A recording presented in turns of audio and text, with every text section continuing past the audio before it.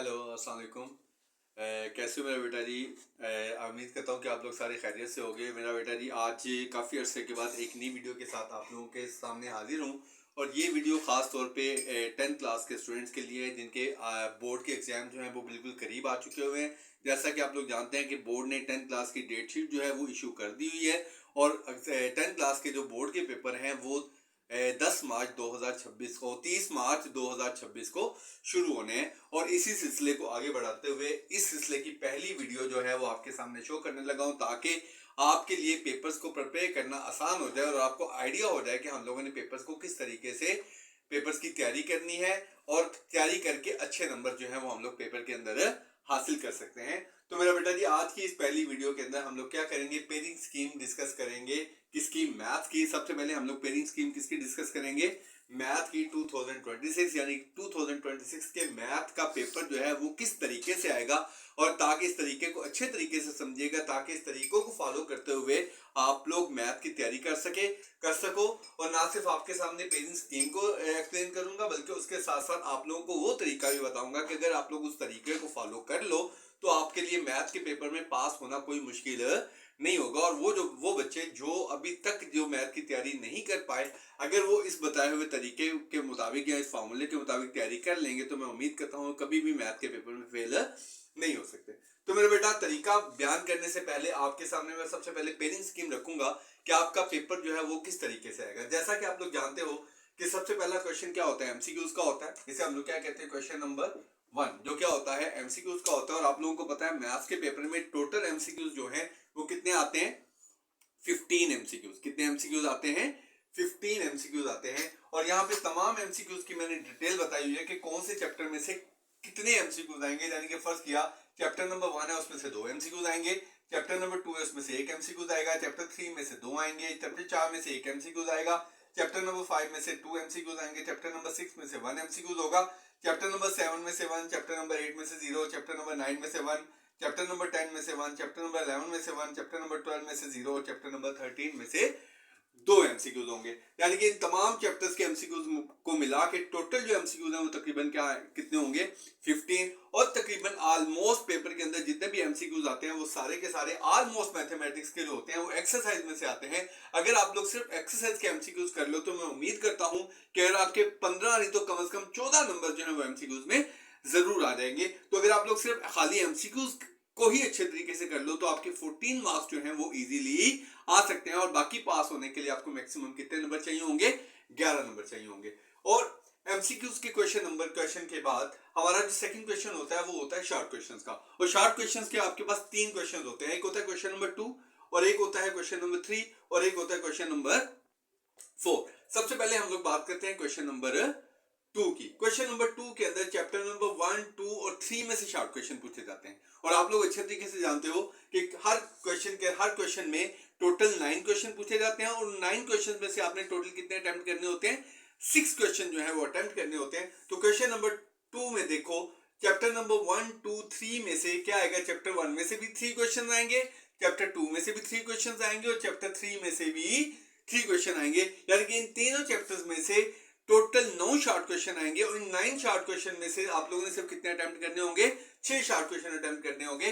तो अगर आप लोग, मैं हिंट देता हूं कि अगर आप लोग सिर्फ चैप्टर 1 और चैप्टर 2, अगर आप लोग सिर्फ चैप्टर 1 और चैप्टर 2 के भी शॉर्ट करो तो आप लोगों के शॉर्ट जो होते हैं वो कंप्लीट हो जाते हैं। लेकिन अगर आपको यहाँ पे चैप्टर 2 थोड़ा मुश्किल लगता है तो आप लोग चैप्टर 1 और चैप्टर 3 के अगर शॉर्ट कर लो, यानी चैप्टर 1 और चैप्टर 3 के भी शॉर्ट करो, तो फिर भी क्वेश्चन नंबर 2 के शॉर्ट जो है वो आप लोगों के कंप्लीट हो जाते हैं। यानी कि इन तीनों में से अगर सिर्फ आप किसी 2 चैप्टर्स के जो से 2 चैप्टर आप लोगों को आसान लगते हैं, उन 2 चैप्टर्स के अगर आप लोग शॉर्ट कर लो तो आपका ये क्वेश्चन नंबर 2 वाला जो पार्ट है ये कंप्लीट हो जाएगा।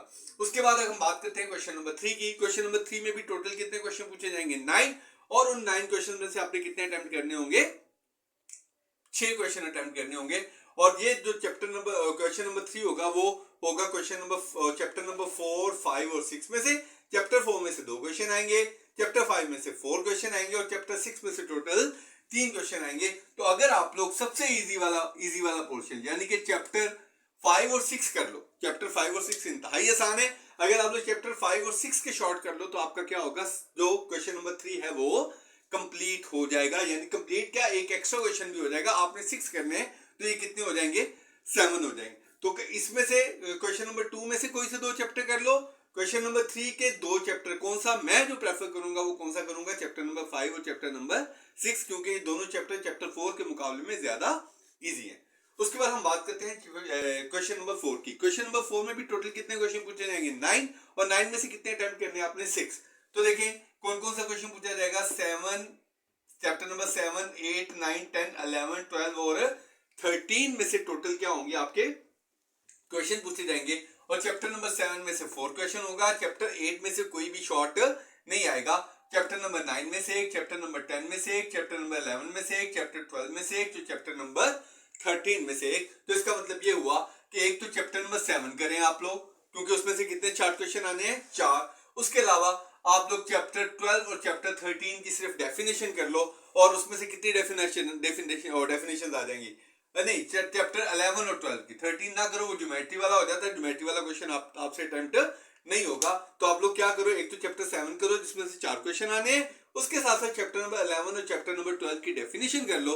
अगर इन दोनों चैप्टर्स की आप डेफिनेशन कर लोगे तो आपके ये 2 शॉर्ट क्वेश्चन भी कंप्लीट हो जाएंगे। यानी कि इन सब में से सिर्फ अगर 3 चैप्टर, एक चैप्टर 7, एक 11 और एक 12 करो, तो आपका ये पोर्शन भी, ये क्वेश्चन भी कंप्लीट हो जाएगा। तो देखिए चैप्टर नंबर 2 में से भी कोई से 2 चैप्टर, क्वेश्चन नंबर 3 में चैप्टर नंबर 5 और 6, और क्वेश्चन नंबर 4 में चैप्टर 7, 11 और 12 करेंगे। तो मेरा ख्याल है कि देखो ये कितना आसान तरीका है कि आप लोग इस तरीके के साथ क्या कर सकते हैं, क्वेश्चन नंबर 2 भी कंप्लीट कर सकते हैं, क्वेश्चन नंबर 3 भी कंप्लीट कर सकते हैं, क्वेश्चन नंबर 4 भी कंप्लीट कर सकते हैं।